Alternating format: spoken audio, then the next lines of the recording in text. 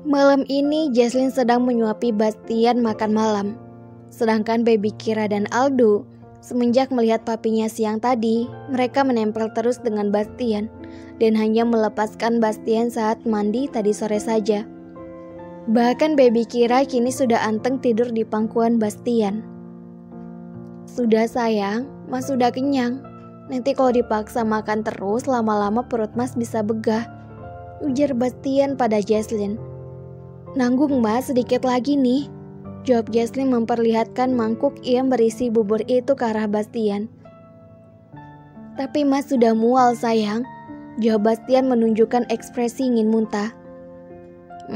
Ya sudah deh Mas, kalau nggak mau makan lagi, ujar Jesslyn pasrah. Kemudian menyerahkan air putih yang berada di atas nakas kepada Bastian.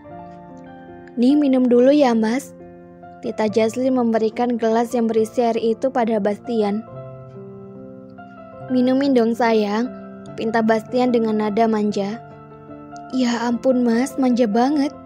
Mas kan punya tangan, tolak Jesslyn. Tolakan itu sengaja Jesslyn lontarkan karena ia ingin sekali melihat ekspresi marahnya Bastian. Jesslyn, kamu memang wanita yang aneh ya. Di saat Bastian marah-marah malah balik marah. Giliran Bastian gak marah-marah dicari amarahnya Bastian. Dasar cewek unik. Gak bisa sayang, kan tangan Mas lagi mangku baby Kira, yang satunya lagi diinfus, ujar Bastian dengan wajahnya datarnya menatap Jesslyn. Untung cinta.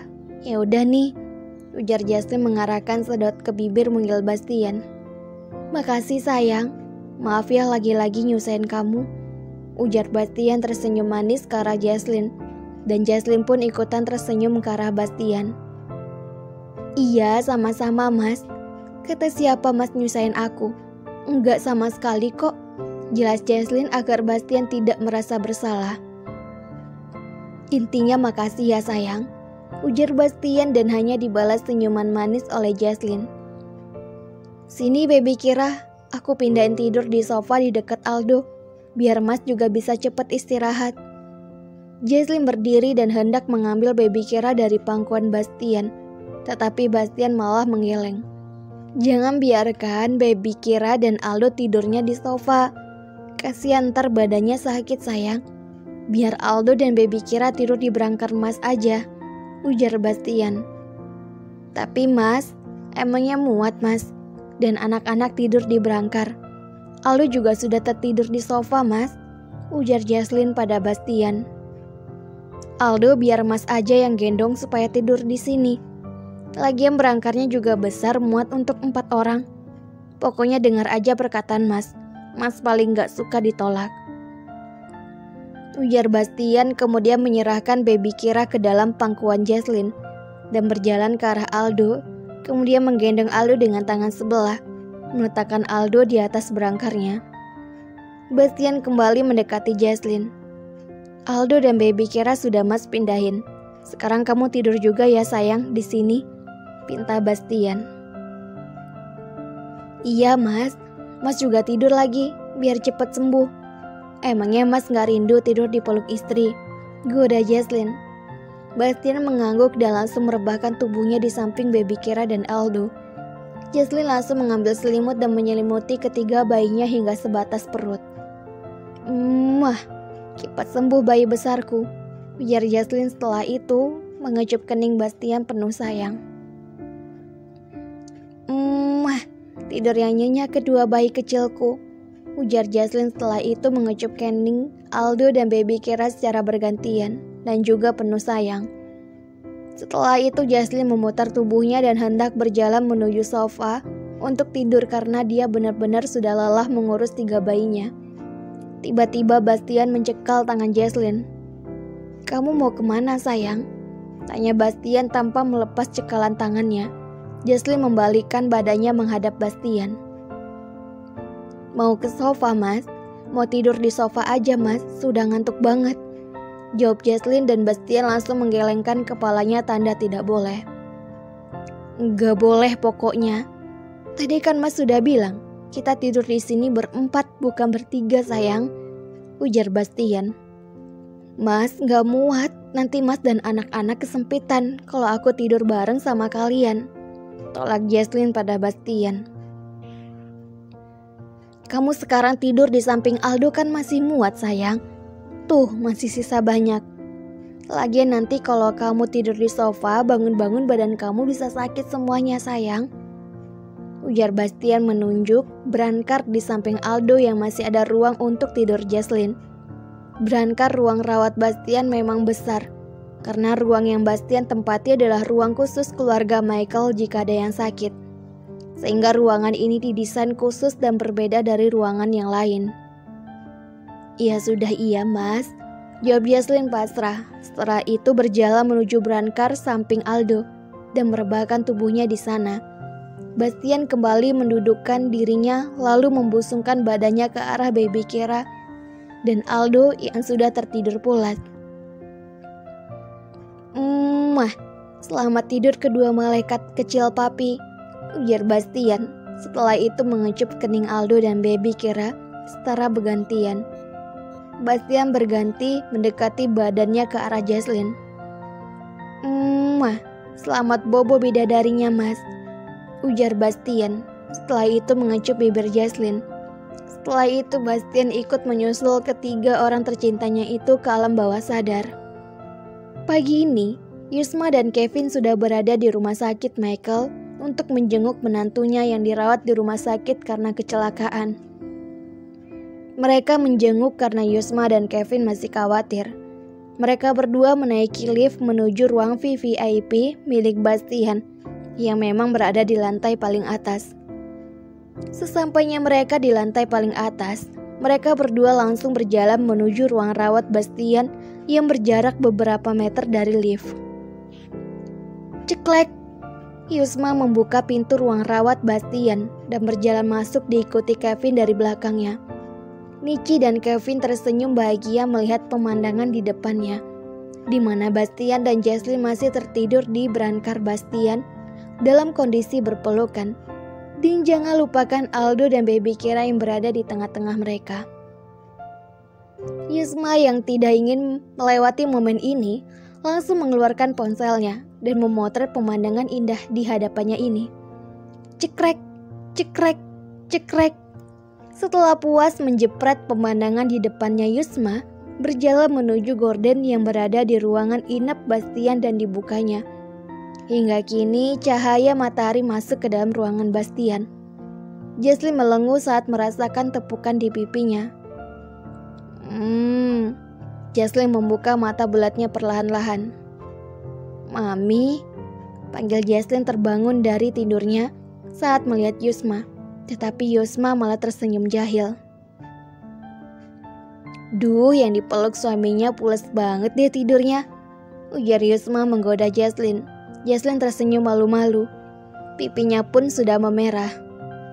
Apaan sih Mi, gak gitu juga kali. Jesslyn tuh capek, makanya tidur pules. Hehehe, dali Jesslyn. Iyain aja dah Mi, biar cepet. Cibir Kevin terkekeh-geli melihat kesaltingan Jesslyn. Iyain, beo Yusma kemudian tertawa dan diikuti Kevin yang ikut tertawa terbahak-bahak. Tawa kencang Yusma dan Kevin membuat Bastian, Aldo dan baby Kira tidurnya terusik. Bastian membuka matanya perlahan, sedangkan baby Kira menangis kencang karena ia masih mengantuk. Wah, Hicks, Mami, wah. Tangis kencang baby Kira menggema di ruangan Bastian. Jesslyn berjalan mendekati baby Kira lalu ia gendong. Cup, anak cantik gak boleh nangis dong. Ntar kalau cantiknya hilang gimana? Ujar Jesslyn mengelus punggung baby Kira sambil bertanya. Baby Kira mendongak menatap Jesslyn. Ilah entah papa, jawab baby Kira membuat semua yang berada di ruang Bastian tertawa karena ucapan polos baby Kira itu. Tawa pecah semuanya yang membuat baby Kira ikut tertawa dan melupakan tangisnya.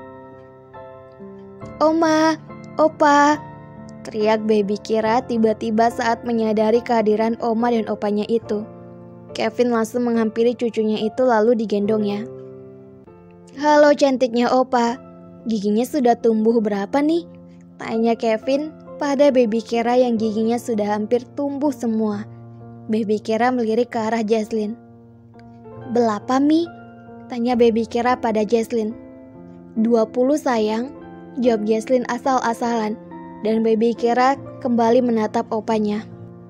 Ualuluh opa, jawabnya baby Kera cadel. Oh 20 ya? Baby Kera ikut opa mau nggak? Tanya Kevin lagi. Nana opa? Tanya baby Kera cadel. Ia bukannya menjawab malah kembali melontarkan pertanyaan. Beli es krim stroberi? Mau sayang?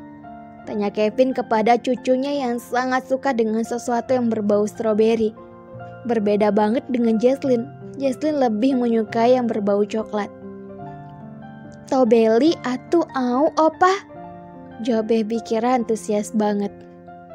Ya sudah yuk cus, kita beli es krim rasa stroberi, ujar Kevin lalu membawa cucunya itu keluar dari ruangan Bastian dan menuju kantin. Mami nyusul mereka dulu ya Jesslyn. Ayo Aldo ikut sama Oma. Sekalian kita juga beli coklat dan es krim rasa coklat. Pamit Yusma pada Jesslyn dan Bastian sembari membawa Aldo.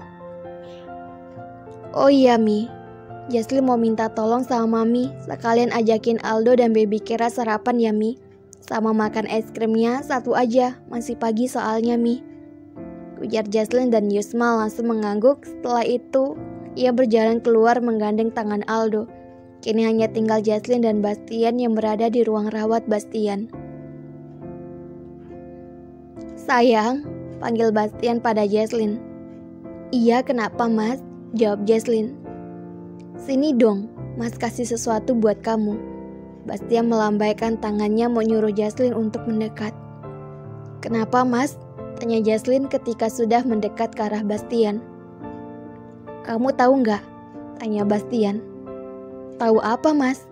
Tanya Jesslyn bingung sembari mengerutkan dahinya. Kalau, ujar Bastian menggantung. Apaan sih mas? Jangan bikin kepo dong, ujar Jesslyn geram banget. Kalau mas itu sebenarnya, ujar Bastian yang masih menggantung perkataannya. Apaan sih mas bolot nih? Tanya Jesslyn lagi yang memanggil Jesslyn dengan sebutan bolot. Ups, bukan maksudnya apa-apa ya. Bolot itu kan julukan untuk salah satu artis Indonesia ya. Jadi jangan salah paham semuanya. Jangan samakan mas dengan bolot atau dengan siapapun. Karena di antara 1000 bintang hanya mas lah yang berbeda, ujar Bastian ketus. What? Kayaknya semenjak kecelakaan, Bastian banyak berubahnya nih ye. Makin mahir ngegombal dan muji diri sendiri nih ye. Bodoh amat, habisnya mas ngomongnya gak ada ujungnya, jawab Jesslyn judes. Mas tuh enggak ngelak, masih menggantung perkataannya. Cepat jelasin, atau aku pergi dari sini, ancam Jesslyn semakin geram. Bukannya menjawab, Bastian malah turun dari berankarnya. Kenapa malah turun sih mas? Tanya Jesslyn khawatir. Mas cari aman aja sayang, jawab Bastian yang membuat Jesslyn mengernyit dahinya semakin bingung. Emangnya ada apa mas? Tanya Jesslyn. Bukannya menjawab, Bastian malah tersenyum manis. Gak apa-apa kok sayang, hehehe, jawab Bastian. Oh, ujar Jesslyn singkat, jelas padat dengan nada yang sebal.